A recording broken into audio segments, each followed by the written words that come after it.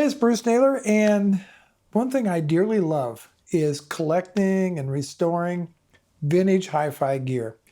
And I really have an affinity for the gear of the 1970s, especially classic receivers. And Yamaha, I think, made some of the most attractive receivers of their day. And this is a recent find of mine, is the Yamaha CR-620. This is a 35 watt per channel into 8 ohm receiver. It was built between 1977 to 1979 or 1980. I think Hi-Fi Engine says 80 and another site says 79. Be that as it may. Total harmonic distortion of 0.05%. Whole thing weighs about 23 pounds. And I bought this off of a fellow from the Facebook marketplace. Very nice gentleman. Has a lot of very cool reel-to-reel decks, vintage Victrola or Edison cylinder player. Just amazing stuff. And this was a unit he wasn't using. Apparently he had it in his basement for a long time. But he had it up and running. The lights do work. And he had a pair of vintage Infinity POS2 speakers hooked up to it. And I got it for a fair price. These sell anywhere on eBay right now for $200 to $500 depending on condition.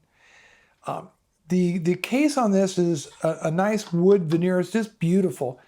And I put some Old English cleaner on it, and it shined right up. Not a lot of damage to the case, maybe just a little bit of chipping at the very top, but other than that, pretty much damage free. So just wanted to give you a little tour of this machine. These are fairly common. This was a mid-range receiver. Now, some of the more higher end models in the 20 series, like the 2020, fully refurbished, that's recapped and so forth, are selling at over $2,000 on eBay. But this is a much more affordable. Still the prices just keep going up and up and up on these things. But okay, let's just kind of talk a little bit about this. You get a nice real aluminum silver, brushed silver faceplate on here. And I think this is something that's so beautiful and so different than today's all black type of equipment. You got some nice metal knobs on here. Some of these might be plastic, but feel like metal. I know that the tuning is metal, and so is the volume control. I think these are metal. I'm not sure about these.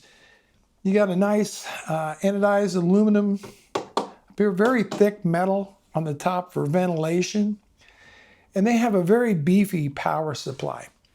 So let's just kind of go over the front here. And I don't have it plugged in right at the moment, but you have your signal strength, your tuning meters, your dial for tuning in AM, FM radio stations. You have a bass control on here. And you just set in the middle and you get flat on here. Your treble, same thing. The loudness control. So the idea with the Yamaha loudness control, which is different than, say, Pioneer and other companies, the way you use this is you set the system to the loudness you want to listen to, and then you start adjusting the loudness control. And it essentially cuts down the volume while leaving the bass and the treble where it was at the higher volume level. If you kind of understand what I'm getting at there, it works a little bit differently, but it's really designed to listen when you're listening at a lower volume to still hear the bass and the treble. On the Pioneer stuff, you hit one button and it just boosts the bass a little bit on there. Okay, moving along, you have your record out selector. So this is used so you can like copy one deck to another, or you can record one source while listening to another source on the input. All right. Which could be a very handy feature for you. You know, back in the day, a lot of people dubbed cassettes a lot, or they would record a radio program, but they wanted to listen to either another deck or they wanted to listen to something else. Your input selector, either for tapes 1 or 2, your tuner phono, and this does support moving magnet. The manual says it will support some moving coil cartridges. I don't know. By the way, if you have a vintage receiver, always check out Hifi Engine. You can download manuals, user manuals, service manual schematics for many, many types of vintage gear. You have your volume control, and behind there is a ring for your balance, your tuning, your power off and on, which is, this has a nice satisfying relay on here. Interesting, you have inputs for not one, but two different pair of headphones. And when you plug in headphones, the speakers will still play, so you actually have to turn them off. You have A and B speakers, a high-pass filter, or a low-pass filter, a high-pass filter, a button to select either AM or FM on your tuner, and then the mode stereo or mono. And then you have an FM muting on here, so if you have that turned off, you will hear that hiss as you go between stations. Turning it on, it's all clean until you hit another station. I just think it's just so gorgeous. I really wish they would make more modern looking receivers. I should say, I wish they made more receivers with this nice vintage retro look. I think they'd be extremely popular. Now let's go ahead and take a look at the back. Now I still have some cleaning up to do on this. I've got to clean up these RCA jacks on here real good. My plan is to install an LED upgrade on the lights, and I'll probably end up recapping the machine. Even though it sounds really good, I think it's going to sound even better.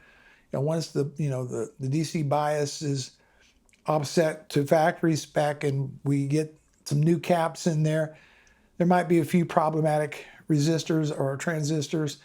I'll dig into that later, but for the time being, it still sounds really, really good.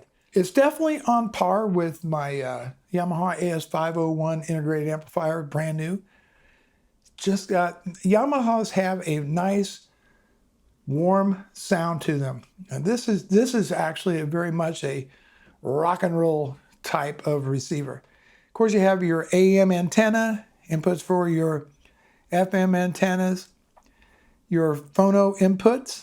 These are all single-ended RCA. Auxiliary, tape 1 and tape 2.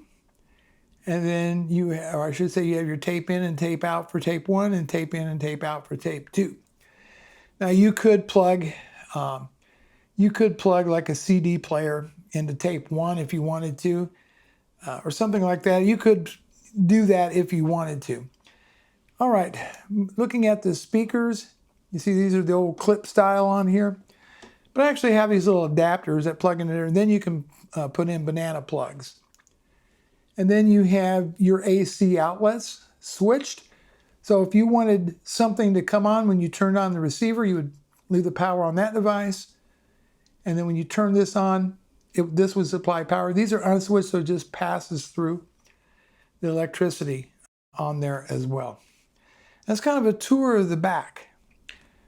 There's real value to be found in vintage hi-fi gear. Yamaha made some of the best in the business back in the day. Well, they still do, actually, but there's real value there, especially if you can learn how to do some of your own work on these. Just general maintenance stuff like, putting deoxit on the potentiometers, maybe a little bit of soldering, replacing bulbs, that kind of thing. And the more skill and experience you get, the better you'll get at refurbishing these devices. A little bit of love, and this thing will still play music for many, many years to come. Again, the 620s are some of the more affordable vintage audio right now. But like all this stuff, the prices just keep skyrocketing up and up and up. At any rate, just wanted to share that with you. Bruce Naylor, your Boom Consumer. Thanks so much for watching. And I'll see you in the next video.